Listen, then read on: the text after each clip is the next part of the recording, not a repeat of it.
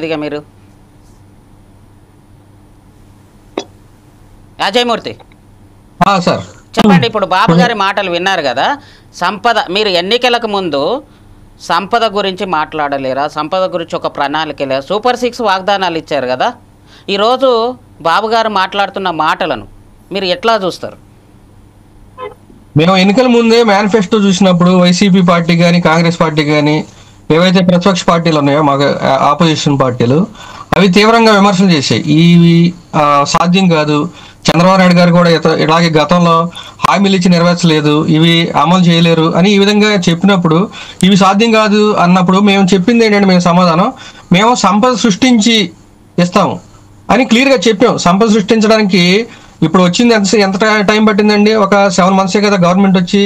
ఈ 7 monthsలోనే సంపద సృష్టించడం కానీ లేకపోతే ఇన్కమ్ జనరేట్ చేయడం కానీ ఏ విధంగా సాధ్యం అవుతుందండి? జగన్మోహన్ రెడ్డి గారు చేసిన విధ్వంసానికి దాన్ని బాగు చేయడానికి దాదాపు 10 ఏళ్ల పైగా పడుతుంది. అంటే ప్రతి వ్యవస్థని జగన్మోహన్ రెడ్డి గారు దాన్ని ధ్వంసం చేశారనమాట. సో దీన్ని ధ్వంసం చేసిన వాటిని బాగు చేయడమే చాలా సమయం పడుతుంది. ఇలాంటి టైంలో మరి సంపద సృష్టించి ఏ విధంగా ఇస్తామండి? కొంత సమయం కావాలి కదా. అలాగని చెప్పేసి మేము హామీలేమి అమలు చేయకుండా లేము కదా. సూపర్ 6లోనే మేము ఉచిత సిలిండర్లు ఇస్తున్నాం కదా, 4000 పెన్షన్ ఇస్తున్నాం కదా, గెలిచినప్పుడు అమలు చేసాం కదా. విత్ 3 months ప్రియర్ ఏదైతే 3 నెలల బాకీ ఉందో దాని నుంచి ఏప్రిల్ నుంచి కూడా కల్పించాం కదా. అలాగే వచ్చే ఉగాది నుంచి ఉచిత బస్సు అమలు చేస్తున్నాం కదా. ఒక 2 పథకాలు మాత్రమే మేము కొంచెం టైం అడిగాం. ఒక్క నిమిషం నన్ను చెప్పనివ్వండి. ఇప్పుడు ఆయన చాలా చెప్పాడు. సంపద సృష్టించడం అంటే తల్లికి వందనం ఆపేసి తండ్రికి ఇంధనం ఇవ్వడమా?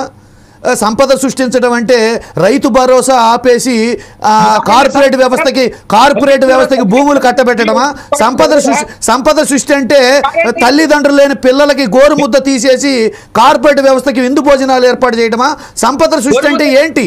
మీరు సంపద సృష్టి అంటే ఎలా సృష్టిస్తారు?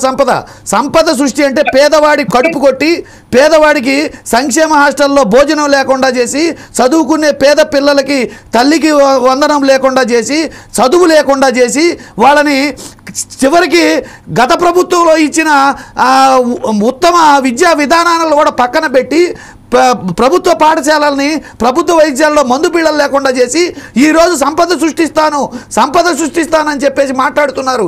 సంపద సృష్టి అంటే మీరు ఏ ఉద్దేశం? ఒక పేద రైతు భూమిని కొట్టేసి తన అనునాయకులకి కార్పొరేట్ పేరుతో అభివృద్ధి పేరిట వాళ్ళకి ఇవ్వడం సంపద సృష్టి? అజయ్ గారు మాట్లాడండి. మాట్లాడుతున్నారు ఏది తండ్రికి ఇంధనం అని చెప్తున్నారు. తండ్రికి ఇంధనం ఇచ్చింది ఎవరండి? Cheap liquor Jaganmohan Reddy. Cheap liquor J brand అమ్మింది ఎవరండి? మద్యపాన నిషేధం చేస్తానని చెప్పేసి ఆ తండ్రుల జేబులు గొల్లగొట్టింది ఎవరండి? ఖాళీ చేసింది ఎవరు? దాన్నే మేము తల్లులకి వందనంగా లేకపోతే అమ్ముడికి ఇస్తున్నామని చెప్పేసి మీరే అసెంబ్లీలో ఒప్పుకున్నారు కదా. దాన్నే మేము చేయొచ్చు అని చెప్పేసి ఇస్తున్నామని చెప్పింది మీరే కదా.